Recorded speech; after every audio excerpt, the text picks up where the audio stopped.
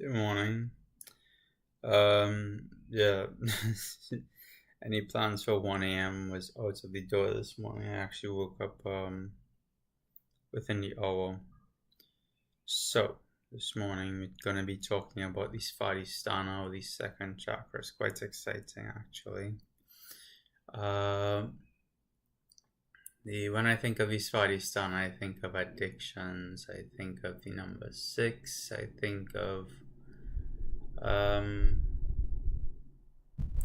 creativity, I think of the inexpression of creativity and in that frustration.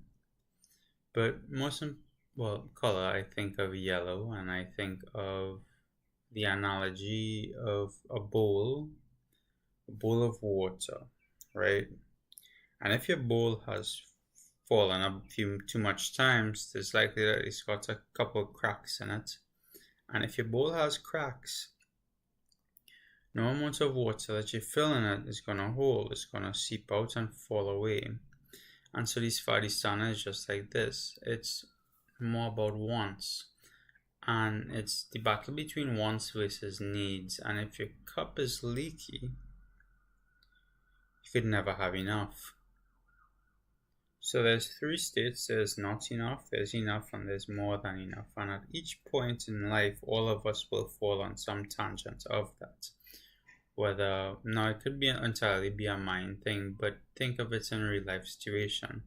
If you have not enough, you'll always be, you're waking up early, you're going to work, you have these things to do, you're so busy, everything is chaotic, and you can't make sense of it all because you're such in a state of anxiety and survival thought-based cycle that you don't have enough time to stop and send to yourself. Instead, it's all just, I need to work real hard, I have things to do, I have to hustle, I have bills to pay, I have things to see about, and it's just this endless cycle of survival. I apologize for any extra noises that may pop into my mic. There's neighbors. In a state of enough, you have just that, enough, and a state of enough is a mental state. If you have enough resources to come out of not enough, you'll always still be in enough.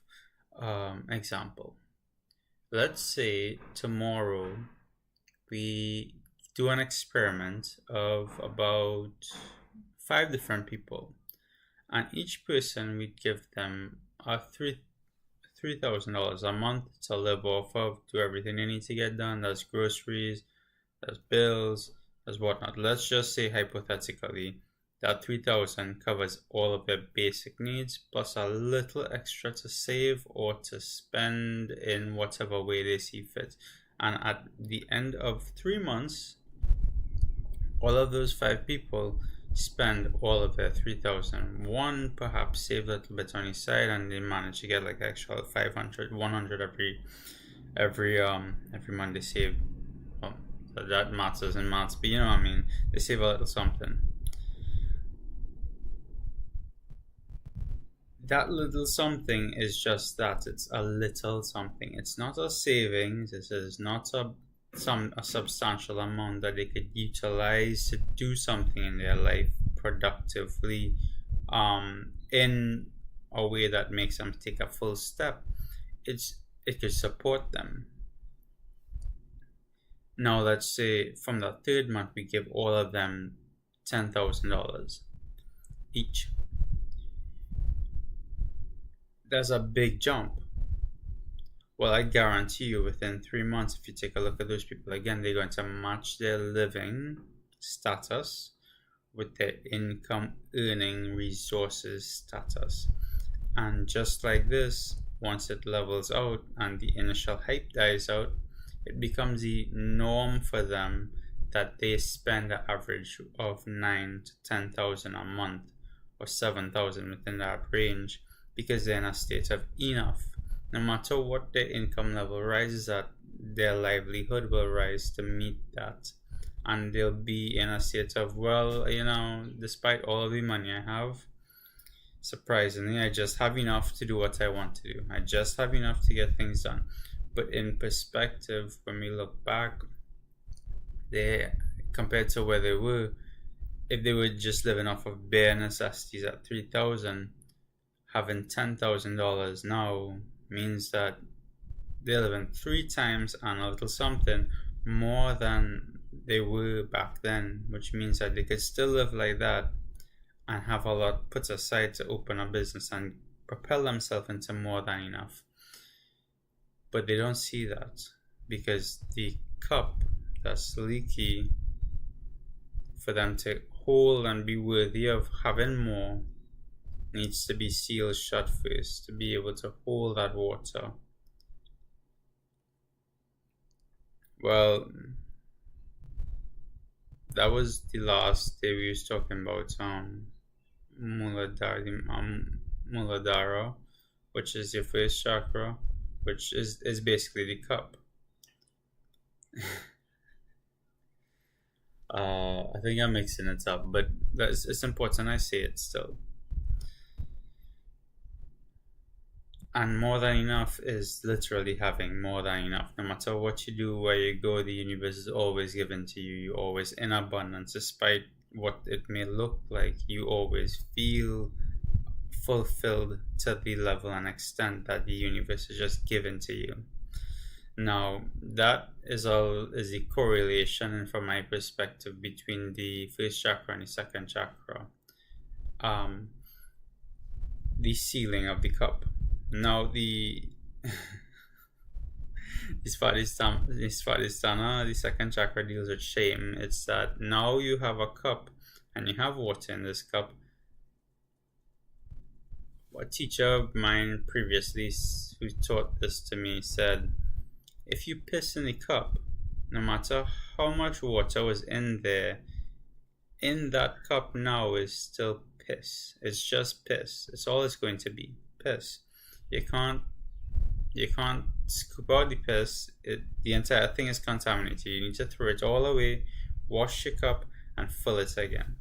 And this is, while the first chakra might be fear and excitement, fear being the key here, the second chakra is about shame and guilt. And I'd like to say right now that if you're suffering with shame and guilt, the easiest ways I know to overcome shame and guilt is to say the one thing that you feel like you'll die saying. Shame is that one thing at the tip of your tongue, always ready to pop out, but you know you could never say it because other people are going to judge you and see you as some sort of abomination or monster or something different. And guilt is a westernized concept that says God hates you and will smite you. While it's the church's way of radicalizing and propagandizing your brain over generations to think that you have a God that wants to do ill to you. And the funny thing about that is that whatever we believe, whether we believe it to be true or wrong, we are right because the narrative we paints our picture. And so if guilt isn't real, I mean, listen, we could have all sorts of manner of faith and pull it into one point and make an egregore of a God. Any God, for that matter, would be an idol. And in and of itself, it's an experience, so it's valid. But if you create an egregore, is that the right word? I think so.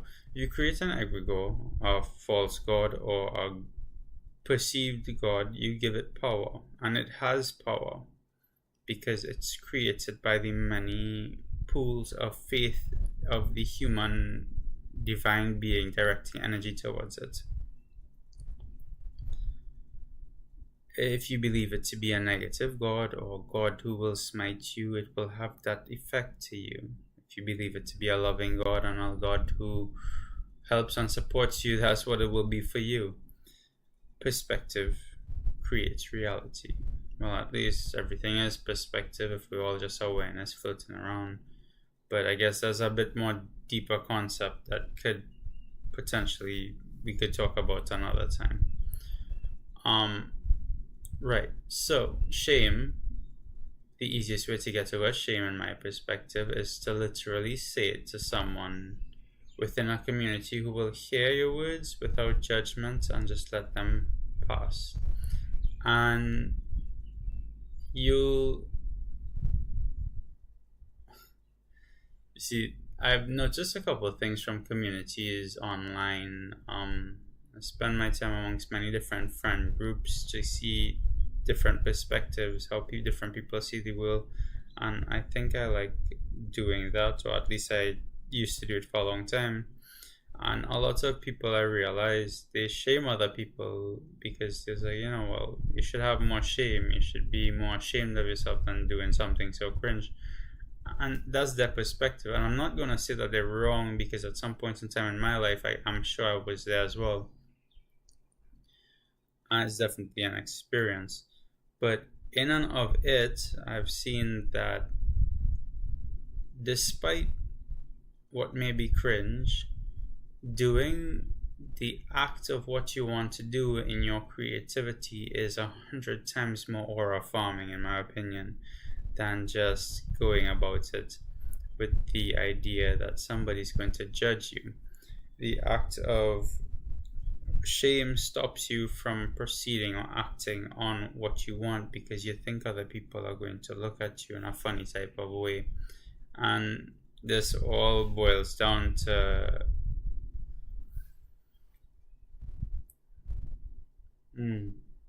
I wish I wish I wrote down my journey through the chakras. I could definitely share with you my shame right now. Um but I can't seem to exactly remember. I'll do a meditation. Tell you what, I'll do a meditation at some time during this week or next week. I'll write them down.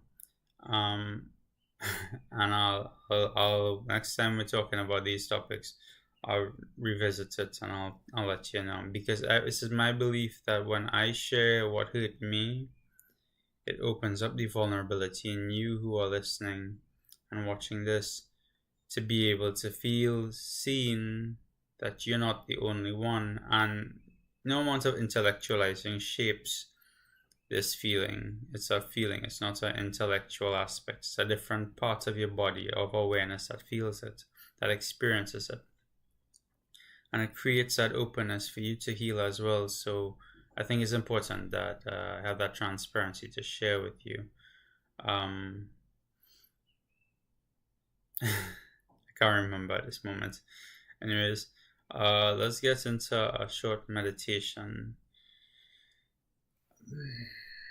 This morning, we're not going to do a deep meditation. Now, we're just going to center ourselves and prep ourselves for the rest of the day. So, a deep breath in to your diaphragm.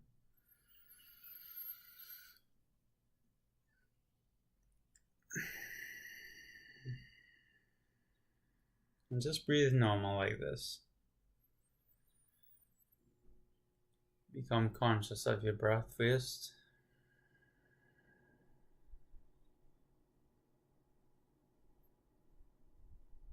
The expansion of your lungs.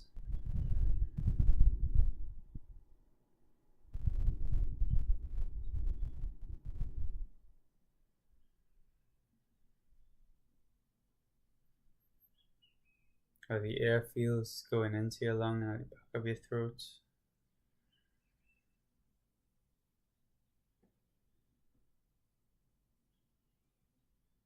How it feels when you exhale, on your nose, on your lungs.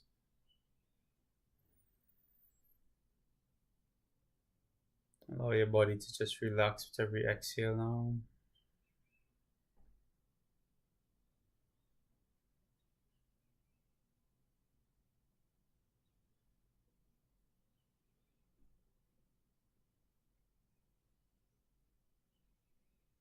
Let's integrate some visualization, shall we?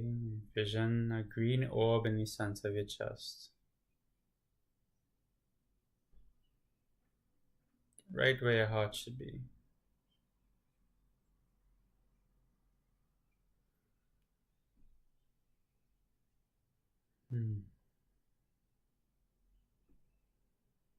As you foster self love, this area of your body, your heart, this chakra will strengthen. Envision golden roots shooting out from the bottom of this orb through your body, coming all the way down your spine into the ground and digging deep, deep, deep within the earth and branching out like a big tree, its roots spreading everywhere.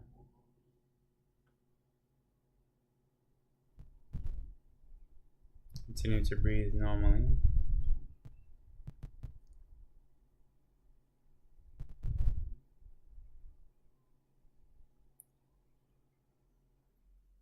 See these roots reach to the center of the earth and starts pulling energy upwards into your body.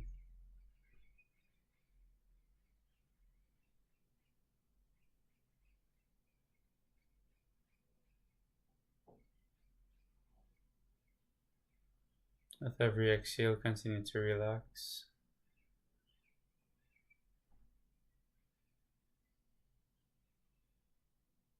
Visualize golden energy coming up through those roots into your body, into your heart space, and spreading to every corner of your body.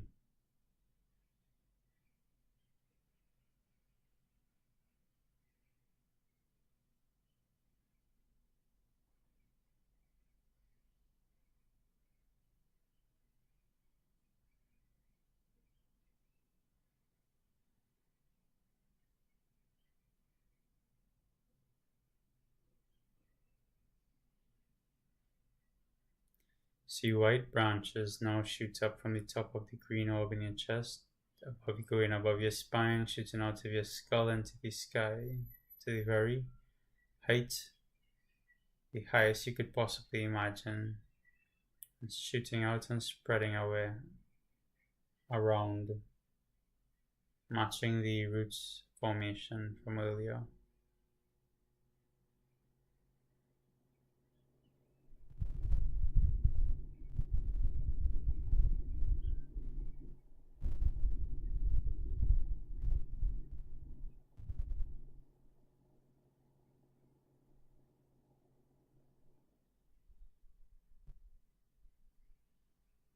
See white light energy flowing into your body, merging with this golden energy.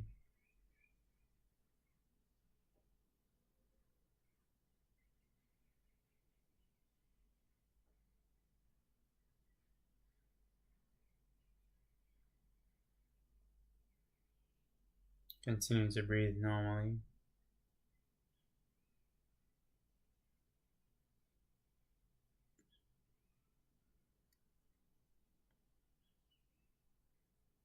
On your left, envision a mother figure who will give you love unconditionally.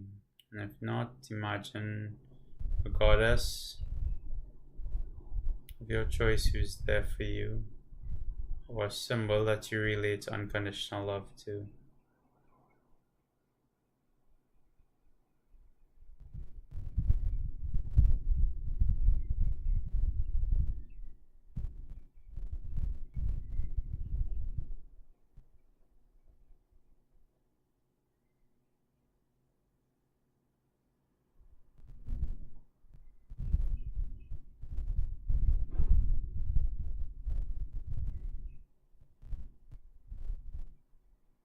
On your right, envision a father figure who is sturdy in your life, who is strict but yet loving,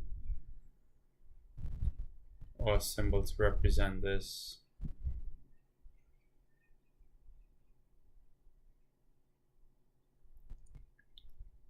If you can't find a symbol, the mother would be water and the father would be fire.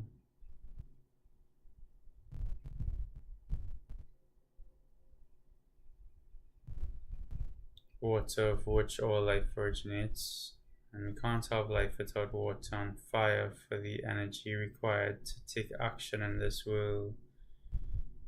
Its molecules could only form fire if it vibrates to vibration high enough to generate the heat required.